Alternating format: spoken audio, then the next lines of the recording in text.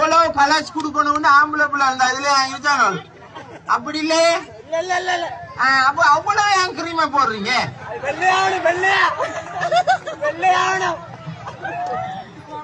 அப்ப அதையும் கொஞ்சம் பொம்பளை ஆக்கள் என்ன செய்யணும்னா ஒரு ஒரு ஒரு அளவாவது ஒரு ஆய்வு ஒண்ணு செஞ்சுக்கணும். இவ்வளவு கிரீமை போடுறோம் பொடியணும் அவ்வளவு எதிர்பார்க்கறானோல அந்த அளவுக்கு இல்லை உங்களோட இயற்கையாக இருக்கிறதான் கூட விரும்புறானோ. அப்ப அப்படியா இருக்கக்கூட நம்மளாக்கள் அதுக்கு செலவழிக்கிற காசு இல்ல ஆம்புலவுக்கு தாங்கல அதால அவன் ஐஸ் அடிக்கிறான்.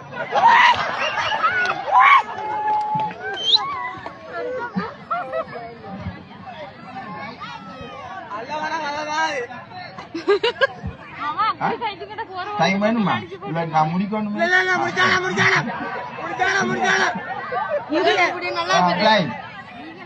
ஏன்னா மத்த நிகழ்வு விரிச்சு முடிச்ச இடமும் கொடுக்கணும். அப்ப பாருங்க இந்த பொம்பளை பிள்ளைகளுக்கு அந்த பிரச்சனையால ஆம்பளைகளுக்கு அந்த உழைச்சி தாங்குற சக்தி காணா. அதால அவன் பாக்குறான் என்னன்னா இதுக்கு இதை விட இதுக்கு என்ன நிம்மதி இந்த இதுதான் நாங்க முதல் சின்ன விஷயங்களை அவன் செஞ்சுக்கிறான்னு சில பேர் சொல்றான். அப்ப லேடிஸ் ஆக்கள் செலவை குறைக்க வேண்டிய கட்டாயம் இருக்கு. என்னடா குடும்பம் நல்லா இருக்கணுமே ஹாப்பியா இருக்கணுமே.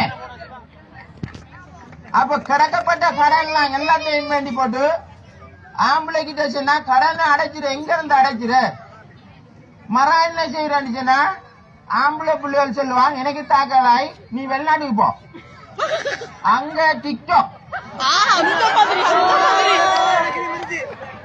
இல்ல இதெல்லாம் நான் ஏன் சொல்றேன்னா நம்ம குடும்பம் நல்லா இருக்கணுமே.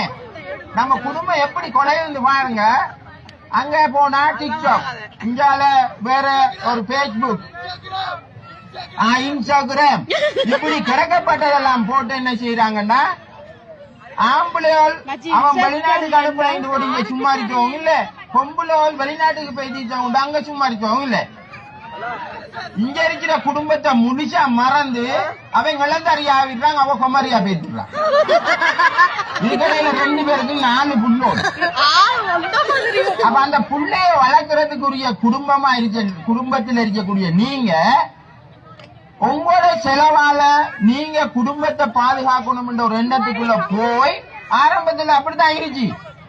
நம்மளோட குடும்பம் அந்த மாதிரி வச்சுக்கணும்னு சொல்லி நினைச்சு வெளிநாட்டுக்கு போன அவங்க டிக்டாக்ல இவர் இங்க டிக்டாக்ல இடையில புள்ளோல் நடு ரோட்ல. அப்ப இந்த புள்ளோல் இந்த சமூகத்துல ஒரு காலத்துல எப்படி வரப்போகுது நான் சொன்னேன். அப்ப உறவு தெரியா பாப்பாவா ஆற தெரியாது உமாவா அதுவும் ஆண்டு தெரியா. அப்ப நீங்க அத பாப்போமே. அப்ப இதுதான் நிலைமை. இன்னொரு 2-3 வருஷத்துல பாருங்க இந்த இருக்கிற எல்லாம் சந்ததிகள் தங்களுடைய உறவுகளை மறந்து தாங்கள் யாரிடத்தை மறந்து நாம் நம் சமூகத்தை இழக்க வேண்டிய ஒரு நிலைக்கு தள்ளப்படுவோம். அதால நாம் என்ன சொல்றோம் ஹப்பியா இருக்கிறது பிரச்சனை இல்ல. ஆனா ஹப்பியா குடும்பத்துக்குள்ள வச்சிருங்க. பிள்ளைக்கு உறவு சொல்லி கொடுங்க. பொண்டாட்டிய வடிவா கூப்பிடுங்க. புருஷனை வடிவா கூப்பிடுங்க. போனை மட்டும் எப்பவும் வச்சுட்டு இருக்காங்க. நம்ம நாட்கள் போனை என்ன செய்தோம்னு சொன்னா இதயம் தொலைஞ்சாலும் பரவாயில்ல போன் இருக்கணும் கையில.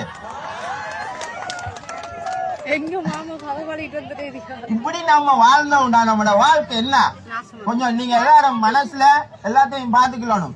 நல்லா சாப்பிடுங்க. நியூட்ரிஷன் உள்ள சாப்பிடுங்க. நம்ம ஆக்கள் எல்லாரும் நான் யாரையும் குற்றஞ்சொல்ல வரல.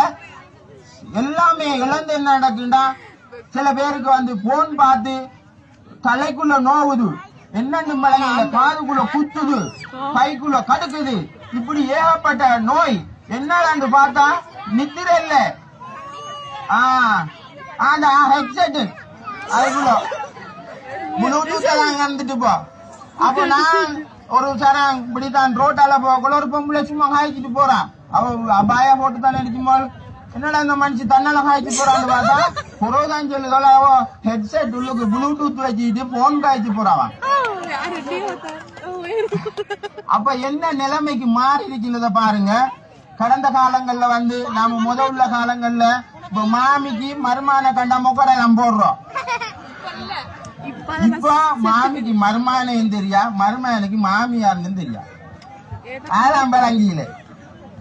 அப்ப இப்ப மொக்காடுன்ற ஒரு சம்பவமே இல்ல ஒட்டு மொத்தமா. அப்ப இதெல்லாம் கலாச்சாரத்துல நாங்கள் என்ன செஞ்சிட்டோம் எல்லாத்தையும் இல்லாம செஞ்சிட்டோம். இந்த கலாச்சாரத்தில் இல்லாம செய்யக்கூடிய விஷயங்களை நாங்கள் நினைவுபடுத்தக்கூடிய தேவைப்பாடு இருக்குது. சுனாமி வந்து இல்ல போதும் போதும், அடுத்த நிகழ்வு இருக்கேன் அதுதான் அடுத்தது. இது இந்த பகுதி 1 பகுதி 2 போகுது.